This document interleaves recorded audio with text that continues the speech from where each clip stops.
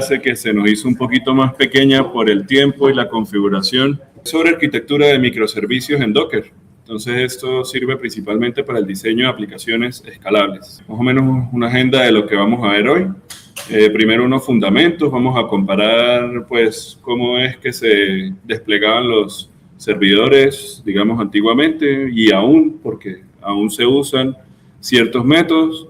Vamos a ver lo esencial de Docker, un poquito de la comunicación, orquestación, cómo se comunican estos servidores entre sí.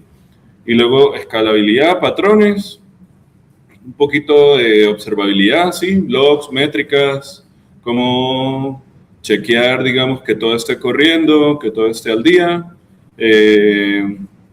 errorcitos y un poquito de demostración práctica.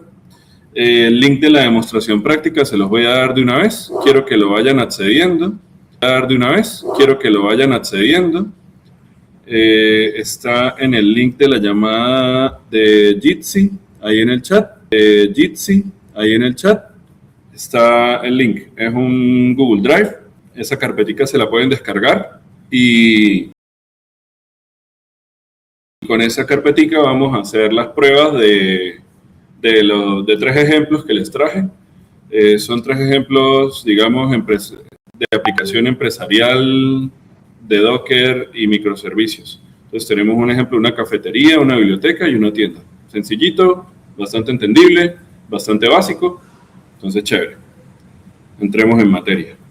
Entonces, ¿cuál es el objetivo de esta práctica? Entender cómo diseñar una aplicación con microservicios o desde el pensamiento de microservicios y los componentes que la hacen escalable. ¿Qué deberían saber antes de empezar? Un poquito de programación básica en cualquier lenguaje, eso no importa mucho. Usar un poquito de terminal Linux, que pues todo DevOps y todo sysadmin y todo desarrollador debería saber un poquito de cómo correr servicios básicos. Concepto de cliente-servidor, de esto les voy a explicar un poquito. Básicamente un servidor viene siendo analógicamente como un mostrador. Ellos son más bien frágiles porque cuando uno le manda muchas peticiones a un servidor, es muy fácil hacerlo caer en denegación de servicios, que es cuando ya la cola de peticiones se hace muy grande, digamos millones de peticiones al mismo tiempo, y esto incurre en un congelamiento o una caída del servicio. Entonces, lo que vamos a ver hoy es para evitar este tipo de problemas. También hay otras cosas que se evitan, pero esto es como lo más primordial. Un poquito de HTTP y REST a nivel intuitivo, saber cómo funciona una API. Útil, pero no obligatorio. Saber un poquito de Git, bases de datos, algún framework de desarrollo web. Puede ser cualquiera. Yo soy muy fan de Flask, soy muy fan de Fast API y también he trabajado en Node.js y en TypeScript. Entonces, ¿cuál es la filosofía de esta clase? No vamos a memorizar ningún comando. Yo para eso les di los ejemplos, para que se los lleven, para que los usen, para que vean cómo es. La idea es entender por qué existe cada pieza y cuál es el problema que resuelve dentro de la arquitectura que vamos a ver en ese momento. Entonces, ¿qué es un microservicio? Para entender qué es un microservicio, tenemos que empezar desde el problema que vino a resolver. ¿Cuál problema vino a resolver? El bendito monolito. ¿Cómo se hacían las cosas antes? La aplicación monolítica corre todo dentro de sí misma. O sea, cuando se despliega, tiene un solo archivo desplegable y este archivo desplegable corre absolutamente todo. ¿A qué me refiero con todo? El front, el backend, la lógica de negocios y la base de datos. Entonces, esto pues era muy común en unos 20 años, era súper común, todo el mundo lanzaba sus aplicaciones de esta forma y sus bases de datos y todo corría en un solo servicio, en un solo servidor. Pero esto trae un montón de problemas. Sin embargo, generalmente muchas aplicaciones se empiezan de forma monolítica porque son más fáciles de desarrollar o son más fáciles digamos, a llegar a un prototipo viable para prueba de concepto, más fácil de debuguear, mejor para equipos pequeños, aunque hoy en día, pues, con todo este boom de la IA que estamos viviendo, ya no se requieren equipos grandes para montar una arquitectura de microservicios, solo un buen prompting. Entonces, ¿cuándo el monolito empieza a doler o cuándo empieza a fallar? Hay despliegues que pues son complicados. Digamos, cuando uno monta un servicio, usted lo que está haciendo básicamente es publicando una IP que le va a servir datos o le va a mostrar su aplicación a los usuarios. ¿Y qué pasa? Pues si hay muchos usuarios, pues que el mostrador se llena de una cola de gente y se cae porque no es capaz de atenderlos a todos al mismo tiempo, mucho menos de forma asíncrona, sino que les toca ir como por baches, como por pedacitos de usuarios, y eso lo tumba, lo deniega. Entonces, escalado, todo o nada. Si el módulo de pago está saturado, hay que clonar la app completa, un problema. La tecnología acoplada. No puedes utilizar Python para Machine Learning mientras que el resto de la aplicación está hecha en Java, por ejemplo. Sí, es muy complicado combinar lenguajes en monolitos porque si tú compilas todo para Java, pues se supone que tuviste que haber desarrollado toda la aplicación en Java. Entonces no puedes hacer Machine Learning en Java. O bueno, sí puedes hacer Machine Learning en Java. Lo que no puedes hacer es combinar lenguajes dentro de un monolito. Eso es bastante complicado. Generalmente también hay, digamos, cuando un proyecto se vuelve muy grande, se vuelve ya muy complicado de mantener, porque se supone que si hay 50 personas haciéndole cambios a un mismo repositorio, y si no compila o cuando se vaya a desplegar fallan 5 módulos a la vez, pues ahí viene un montón de horas extra debugueando y buscando cuál es la falla, cuáles son los problemas en general. Entonces, vamos a hablar ahora de lo chévere. ¿Cuál es la idea del microservicio? El microservicio es un servicio que es pequeño y autónomo. Es decir, si yo tengo una aplicación que tiene muchos módulos, por ejemplo, en este caso, en este ejemplo que estamos viendo en esta imagen, tenemos un módulo de usuarios, un módulo de catálogo, un módulo de carrito y así los demás. Entonces, ¿qué pasa? Que si tenemos un solo servicio corriendo con todo esto, ya vimos cuál es el problema, ¿cierto? Pero si diseñamos nuestra aplicación de forma modular, podemos hacer cosas muy interesantes. Podríamos, por ejemplo, crear el módulo de usuarios. No digo que se tenga que hacer así, pero podríamos crear, por ejemplo, el módulo de usuarios para correr con una base de datos MySQL. Y luego el catálogo de repente no se deja manejar de forma relacional, entonces toca usar una base de datos no relacional como Mongo o algo por el estilo. Y de repente el carrito es un servicio externo que no tiene nada que ver con nuestra aplicación porque se usan proyectos ¿cómo es procesadores de pago aledaños. Entonces, si se pueden dar cuenta, digamos, al separar, digamos, así todo por módulos, podemos crear arquitecturas muy flexibles, que esa es más o menos la idea. Y cada arquitectura de estas cumple una responsabilidad dentro del negocio. Cada arquitectura de estas cumple con su propio ciclo de vida, su propio despliegue independiente. Y también, pues, entre ellos se comunican, ¿no? Por red, a través del API Gateway, que es el que rutea las solicitudes de los usuarios al respectivo servicio que se está, digamos, solicitando. No es que se creen clases pequeñas, de hecho, pues cada microservicio puede tener bastante complejidad interna también, pero son servicios aislados. Y esto nos da, como ya les comenté, un montón de flexibilidad para crear arquitecturas con muchas formas variadas. Yo obviamente les voy a mostrar hoy varios ejemplos, pero bueno, aquí tenemos una comparación. El monolito, el despliegue es todo junto y en los microservicios es independiente. El escalado en el monolito es vertical, porque toca clonar toda la aplicación y compilarla, correrla constantemente y debuguearla toda para poderla desplegar de esa forma.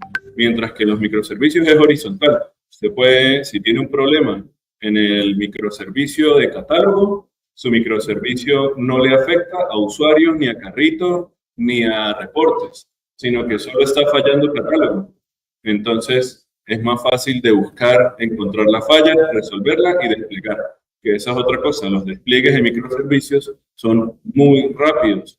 ¿Por qué? Porque se dejan montar imágenes de Docker en segundos. Es una cuestión súper rápida. La tecnología del monolito generalmente se usa un solo stack, mientras que en microservicios tenemos el polyglot, que significa multiplicidad de lenguajes, multiplicidad de bases, de tipos de bases de datos que se pueden manejar. En el monolito la comunicación es en memoria, es muy rápida, y en los microservicios hay cierta latencia. A veces se presentan fallos, pero estos fallos son bastante fáciles de controlar. En el monolito son transacciones normales locales, y en los microservicios hay eventos. Entonces, la consistencia de datos es algo que se tiene que estar revisando constantemente. Equipos. En el monolito la coordinación de equipos es muy alta, todos tenemos que estar en la misma página al mismo tiempo para desarrollar lo mismo. Mientras que en los microservicios, el equipo que maneja el microservicio de usuarios no necesariamente sea el mismo que maneja el microservicio de catálogos. Complejidad operativa, pues la complejidad del monolito es bajita, eso sí es verdad, es muy fácil de desarrollar, todo se monta junto, todo se hace funcionar en local, que es el chiste del programador. A mí me funciona en mi local, pero cuando se despliega es donde vienen los problemas. Mientras que la complejidad de los microservicios pues siempre es altica, porque hay que entender el concepto, y además pasa algo, que es que cuando ustedes diseñan microservicios tienen que hacer un trade-off entre qué es lo que estoy montando y por qué lo tengo que separar. ¿Por qué no me puede correr catálogo en el mismo servicio que usuarios? ¿Por qué no me puede correr mi módulo de IA que hace análisis de datos en tiempo real en el mismo módulo en que me corre el procesamiento de pagos? Ese tipo de cosas es importante tenerlas muy en cuenta, y por eso la complejidad se sube. Hay una, digamos, en el tema del diseño es donde está el chiste, en el tema del concepto es donde está, digamos, la complejidad. Bueno, el debugging, más sencillo de hacer en microservicios, y el ajuste, pues siempre es más escalable el microservicio que el monolito por las razones que ya vimos anteriormente. Una regla práctica: si no necesitas microservicios, no lo uses. El monolito modular bien hecho suena muchas batallas. Esto es real. Yo, por ejemplo, estoy trabajando en varios proyectos. En uno de esos proyectos manejo como 6 microservicios, que son 3 módulos de IA distintos, que se corren por separado, que se tienen que correr por separado, y 3 módulos que son un frontend, un backend y una base de datos. Eso me hace 6 microservicios. Pero el backend es una sola cosa, un solo monolito, digamos, el monolito que es el backend, ¿sí? Pero si ven cuál es el proyecto completo, pues está orientado a microservicios, más no es que yo separe absolutamente todos los módulos. Digamos, si no es necesario, pues no lo uso. Principios de diseño, eso es muy importante. Cambiar un servicio no debería romper otros. O sea, en el ejemplo anterior, si a mí de repente me hacen un ataque de negación de servicios a mi página de login, y en mi página de login se me cae, eso no debería afectarme la página de, por ejemplo, registro, aunque generalmente esas corren juntos, entonces puede que sí me lo afecte. Más bien, no debería afectarme el catálogo, no debería afectarme la base de datos, no debería afectarme el módulo de IA, no debería afectarme esos módulos que están corriendo por separado, ¿sí? Nuestra cohesión debe ser muy alta. Cada servicio tiene que estar autocontenido. Eso lo vamos ahorita a ver más adelante, pero básicamente significa que su servicio debe poder correr autónomamente sin necesidad de conectarse a los demás. Generalmente, la conexión con los demás microservicios es para un tema específicamente de comunicación, de validación y de manejo de datos, o de entrega de datos de parte del backend hacia el frontend. Autonomía. El equipo pues es dueño end-to-end. Despliegue sin pedir permiso, datos propios. O sea, generalmente si usted maneja microservicios, la idea es tratar de no compartir mucho las bases de datos. Si usted tiene una base de datos que le sirve específicamente para el módulo de usuarios, seguramente no querrá correr la misma base de datos para el módulo de catálogo, ya que si le tumban el módulo de usuarios por denegación de servicios, hay una probabilidad de que le falle la base de datos en catálogo. Y bueno, tolerancia al fallo. La red va a fallar, la red falla constantemente. Nosotros tenemos todo el tiempo problemas de internet, especialmente aquí en Colombia, donde todavía nuestra infraestructura pues un poco antigua. Entonces es importante poner unos buenos catch a los fallos, ¿sí? Saber cuándo va a fallar, cómo va a fallar y tener tolerancia para eso. Diseñar siempre asumiendo que el otro servicio está caído. Uno siempre piensa, ¿no? Es lo primero que uno piensa. ¿Qué pasa si me tumban usuarios? ¿Qué pasa si me tumban la base de datos de usuarios? ¿Qué pasa si me tumban el módulo de IA? El módulo de IA se vuelve a aprender solo. La base de datos del módulo de usuarios me choca de alguna manera. Son cosas a tener en consideración. Siempre pensar que los demás servicios se pueden caer en cualquier momento y se pueden levantar en cualquier momento. Entonces, ¿por qué Docker? Es el contenedor, es el motor de contenedores más famoso que hay. No voy a decir que el único, hay otros, pero pues la comunidad está casada con Docker porque es open source y porque funciona muy bien. Es muy fácil de contenerizar aplicaciones usando Docker. Entonces es el vehículo natural del microservicio, es donde vive. El problema de la máquina funciona. Bueno, esto ya lo vimos. Cuando uno instala, digamos, entornos de programación como muy específicos en la máquina de uno, incluso si lo tiene separado por VirtualEnv, dentro de su proyecto crea un entorno virtual para su aplicación. Cuando usted va a desplegar eso, es muy fácil la definición de dependencia. Eso siempre pasa. De hecho, incluso en los Dockers también. Pero pues en los Dockers usted ve inmediatamente, pues como son menos dependencias, el servicio que usted está corriendo es más pequeño que el monolito gigante que abarca todo, pues usted puede, digamos, armar las dependencias de una forma más sencilla, ¿sí? Tiene que lidiar con menos dependencias, con menos librerías por microservicio. Esto permite que la unidad que sube, o sea, el contenedor que vamos a ver, sea portable, reproducible y ligero. O sea, que un container pues, realmente consume muy poquitos recursos. Yo, dentro de los proyectos que manejo, por ejemplo, tengo un módulo de frontend que solo me come un core y 2 GB de RAM, mientras que la base de datos puede correr 2 cores y 4 GB de RAM, porque necesito que sea más robustica. Pero entonces el backend me consume también poquito, porque como son puras transacciones y tanto la base de datos como el backend como el frontend corren separados, pues entonces el uso de recursos es bastante bajo. Vamos a comparar un poquito la máquina virtual con el contenedor. Se comparte el kernel de code, que es el que contiene la máquina. ¿Qué pasa? Los contenedores son básicamente máquinas virtuales pequeñas, pero se pueden conectar entre sí en red dentro del host en donde vivan. Las máquinas virtuales antiguas pues usan un hipervisor, que es este módulo amarillito que está acá, y lo que hace es supervisar cuando las máquinas fallan. Entonces, esto es mucho más complejo. El concepto, digamos, clásico de máquina virtual ya no es aplicable hoy en día. Ok, entonces ahora vamos a hablar del vocabulario de los Dockers. Primero que nada, la imagen. La imagen es la plantilla, sí, es como el template. Es una receta con unos ingredientes y unos procesos que se tienen que correr dentro de la instalación de sus librerías y de su lenguaje y de las herramientas que usted necesite dentro de su Docker. Y se construye desde un Dockerfile, así se llama, el Dockerfile.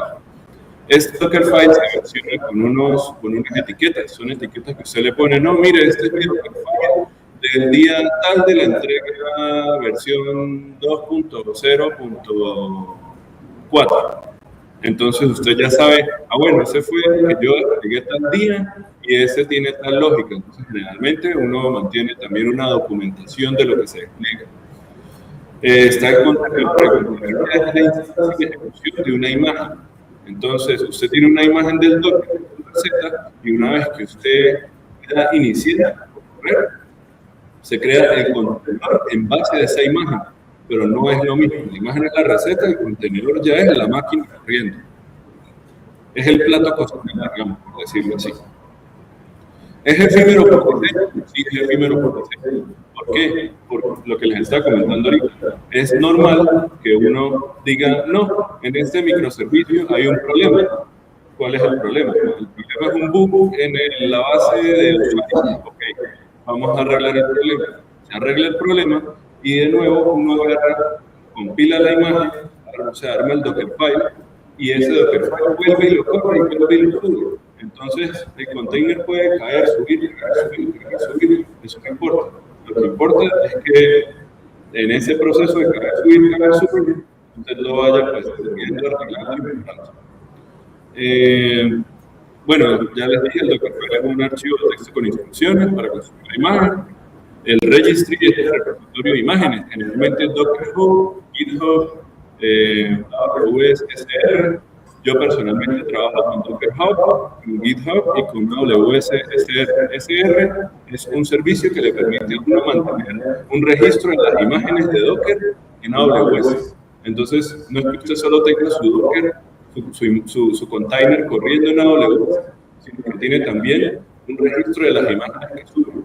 Entonces, los despliegues son mucho más rápidos y le afectan lo menos posible.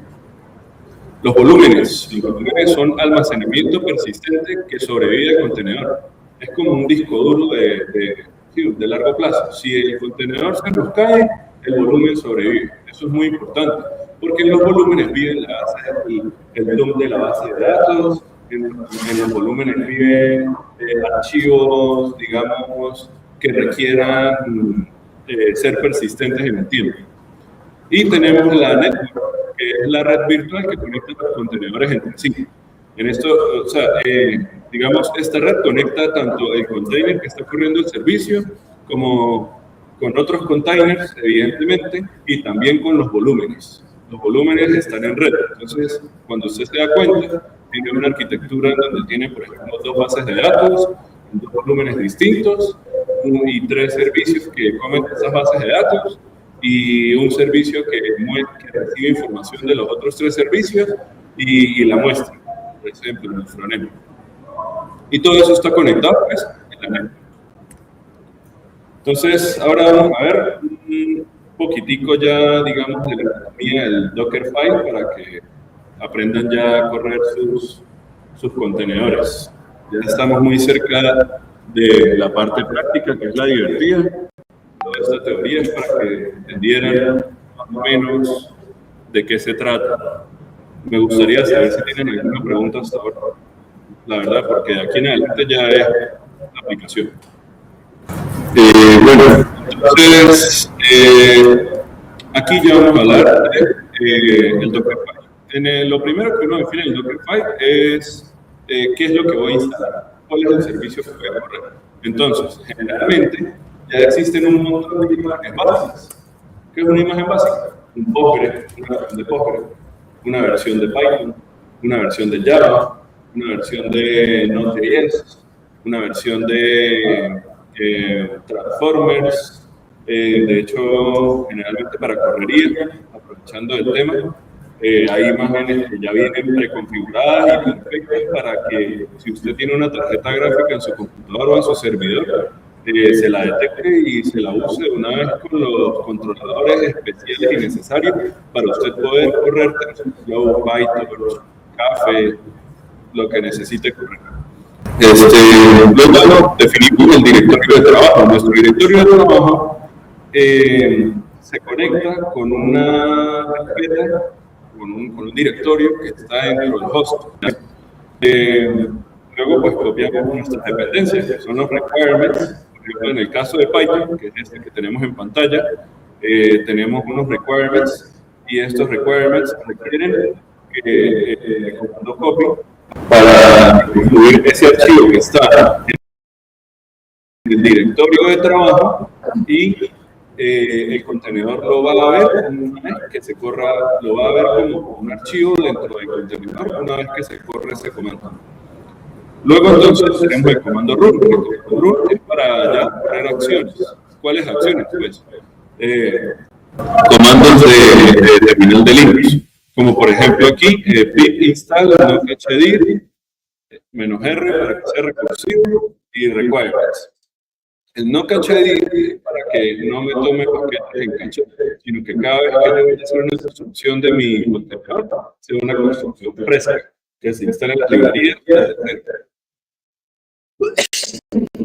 Y el comando R es para que se instalen todos los requerimientos dentro del archivo, o sea, para que lo haga de forma recursiva.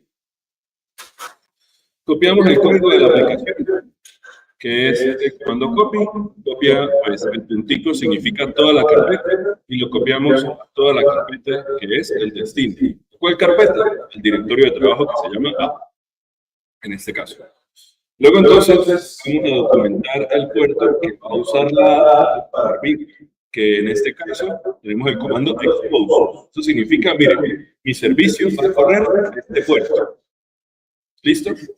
Vamos a exponer un puerto de la máquina para que sirva los datos o para que sirva el servicio de cómputo. No están recomendados usar mucho, o sea, no es como que usted vaya a meter todo su archivo environment dentro del Dockerfile, sino que usted más bien pueda tener un archivo .env aparte, que lo copie, así como copiamos el requirements, y que en el comando env haga referencia a ese archivo. ¿Listo? Generalmente eso es lo que se hace para mantener el Dockerfile limpio, digamos, fácil de mantener.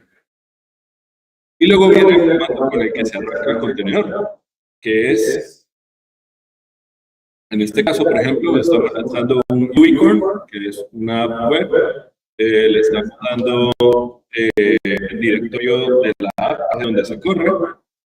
Estamos diciendo que los hosts, en este caso, digamos, para esta máquina, es el dirección 000 localhost, y le estamos definiendo un puerto que es el familiar. Y ahí, digamos, está completo un pequeño Dockerfile que me va a correr un Python 3.12 que me va a instalar un archivo de requirements.txt y que me va a exponer ese servicio en puerto 8. ¿Preguntas? No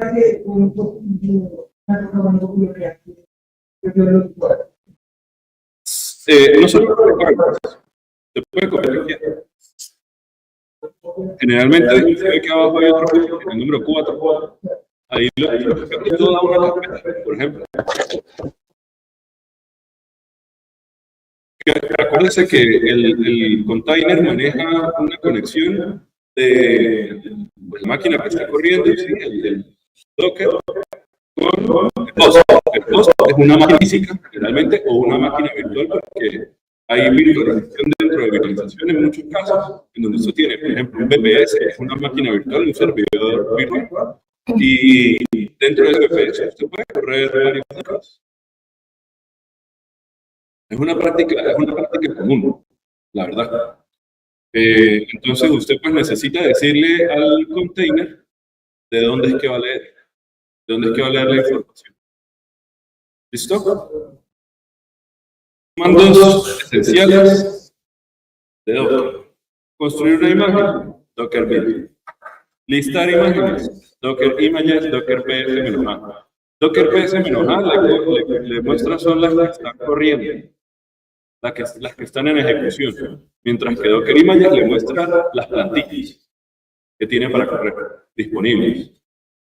Docker run para correr, pues ahí ya tiene unas cositas que podemos ver, ¿cierto? De esas, lo más importante es el name, que es el nombre que usted le va a poner a su Docker para reconocerlo cuando haga Docker ps-a y que le salga con un nombre específico y que no le salga simplemente con un ID horrible gigante que usted no va a entender. sino que salga con el nombre, este es mi Docker de la app. El puerto ya lo vimos, del ruteo que se hace, el puerto interno 8000 y el puerto externo 8000. Y también, pues, el tag.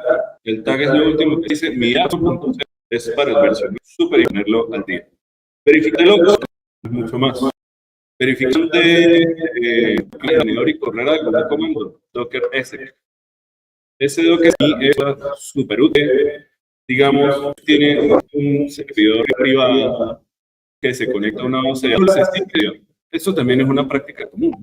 Que usted tenga una red privada de servidores que solo se pueden comunicar entre ellos y cuyo único usuario es el frontend. Que recorre los servicios. Se trata de que la unidad significa que se van a usar 10.000.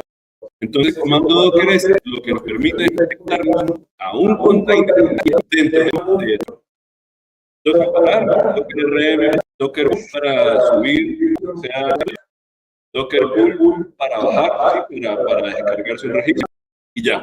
Y se dan cuenta, no es mucho, aparte. Es práctica de las imágenes. Hazlo bien, trate de que sus imágenes sean chiquitas. ¿A qué me refiero?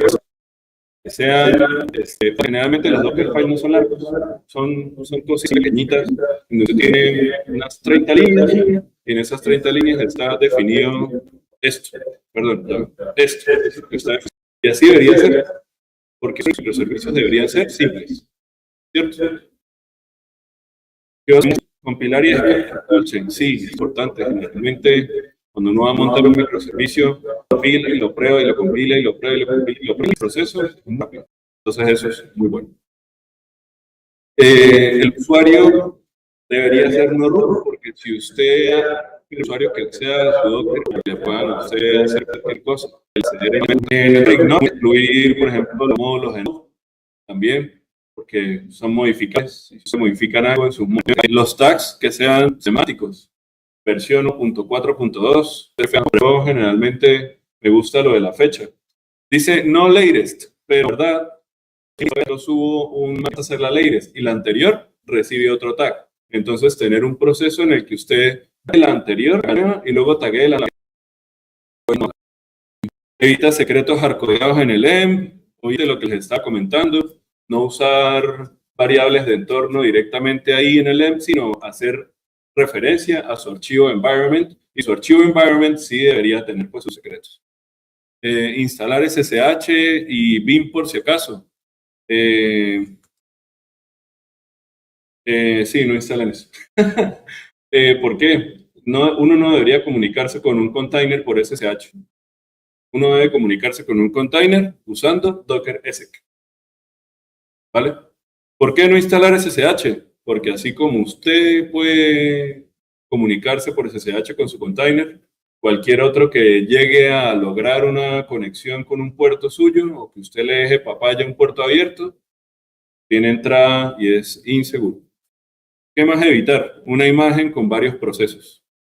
O sea, no correr en un mismo contenedor tu API de backend con su base de datos. Por ejemplo, la base de datos debe correr en un servicio y su backend, si aparte está fragmentado, junto, sea como sea que lo corra, no correr varias cosas, digamos, varios procesos dentro de la misma imagen. Y tampoco guardar datos importantes dentro de un contenedor. Para eso son los volúmenes que les estaba explicando hace rato. Entonces, los servicios, sí, tu nodo, aunque debería ser su nodo, porque uno debe entenderse muy bien con la red, aunque la red falle. Si la red falla, usted debe entender por qué la red. Entonces, un poquito de estudio en temas de capa 4, que es la capa de los puertos y enrutamiento. Ahí un poquitico de esa teoría nos viene muy bien para ver cómo es el enrutamiento, qué falla. Bueno, aquí creo que ya nos estaremos metiendo, digamos, muy profundamente, pero la comparación entre síncrono y asíncrono, básicamente, que cuando usted le acciona a un servicio, si este lo pone en sí, para uno digamos, otro linealmente, pues, generalmente esas tecnologías, gRPC, GraphQL, sí sirve bastante bien para queries, lecturas, validaciones. ¿Sí? Las bases de datos funcionan de forma así. El servidor web funciona de forma asíncrona. ¿Sí? El desacoplamiento puede ser que hay un rato, mientras que yo igual les sigo recibiendo que las que fallen no va a tumbar tu sesión, sino que solo le va a mostrar un mensaje que dice, el servidor intenta que les ha muchos. ¿Qué tecnologías se manejan ahí? Rabbit, ¿sí? Son digamos, servicios asíncronos distribuidos. Muy bueno para notificaciones, integración, eventos de dominio. Cuando usted ya tiene muchos usuarios, es normal que usted quiera manejar todo asíncrono.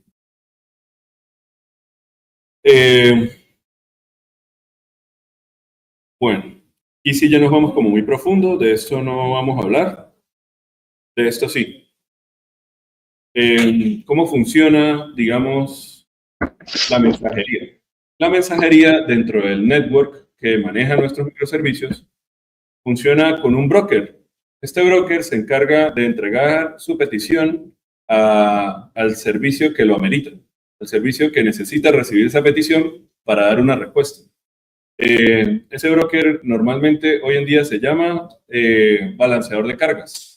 El balanceador de cargas es básicamente un servidor extra que vive encima de los microservicios y se usa también para protección, para seguridad, para que no le puedan, digamos, tirar. Si usted tiene todos sus microservicios totalmente públicos, un ataque para todos, eso es fácil, pero si cargas encima, el microservicio escudo, que dice mensaje, bien, microservicio inventario. Y la petición del microservicio inventario, el microservicio sigue activo.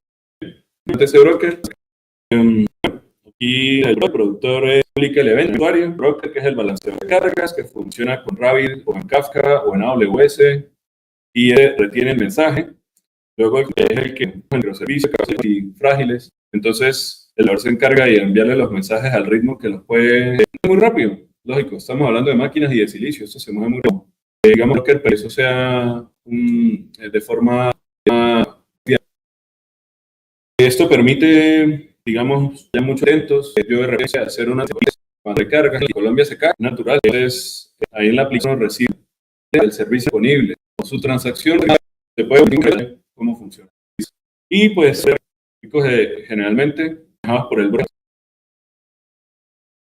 ya es muy avanzado. El tema de las cosas ya es manejo de procesos y clusters, pero se los dejo en la presentación para que estén, porque esto sí ya es un dominio de un DevOps avanzado. Ahora, la teoría, yo también ya vamos a hablar de la orquestación. ¿Cómo mayores? Imagínense tener que correr Docker Run, Docker Exec, Docker Build, Docker Push, Docker tal para contenedores. Yo hago eso y en el asunto utilizo Docker Compose. Docker Compose es una orquestación local. O sea, si usted tiene una máquina en la que está corriendo varios microservicios o varias máquinas en la que está corriendo varios microservicios, como es el caso de las Kubernetes, usted necesita un orquestador que le maneje todos esos microservicios. Entonces, ahí en el Compose, usted sí puede agregar varios microservicios. Lo que pasa es que esto se los va a correr de forma separada luego, pero este es el archivo que se los monta a todos. Usted dice, no, yo quiero subir mi aplicación. Pero mi backend tiene 3 módulos, son 3 microservicios. Usted los puede agregar aquí, uno debajo de otro, y él se los va a ir desplegando en una sola corrida. Muy útil, muy útil. De hecho, ya profesionalmente, cuando usted va a montar APIs, la idea es usar Docker Compose. Entonces, vamos a leer un poquito de cómo se escribe un archivo de Docker Compose. Primero que nada, viene una versión, muy importante. Luego, los servicios, que es donde usted service, es un microservicio. Que se me recortó ahí un poquito. Volúmenes para almacenamiento de datos persistentes en el tiempo. Servicios. Pero, pues ahí ya pueden ver una anatomía, ¿no? Para la API. Para la API, ¿qué es lo que voy a abrir? La carpeta 4000, el que usted necesite. ¿Qué es lo que necesita? no vive en ningún servidor. El Docker Compose, usted sabe, en la nube o en files, los contenedores ya incluidos, más no el Docker Compose. De hecho, el Git ignore, porque tampoco de generalmente aquí viven cosas, por ejemplo, que usted ahí tiene una IP o puede ser una instancia, varios, la contraria. Si depende de especificación de este servicio de la base de datos, el microservicio de la API, que es el backend. Ahora está el microservicio de la base de datos. Si hay que usar una imagen de Postgres 16, que es la en nuestro environment tenemos un Postgres user y un Postgres password. Pues, como les dije, no pueden vivir ni en el repositorio ni en el servicio. Docker Compose corre en su máquina, realmente. Y esa base de datos le volumen y esto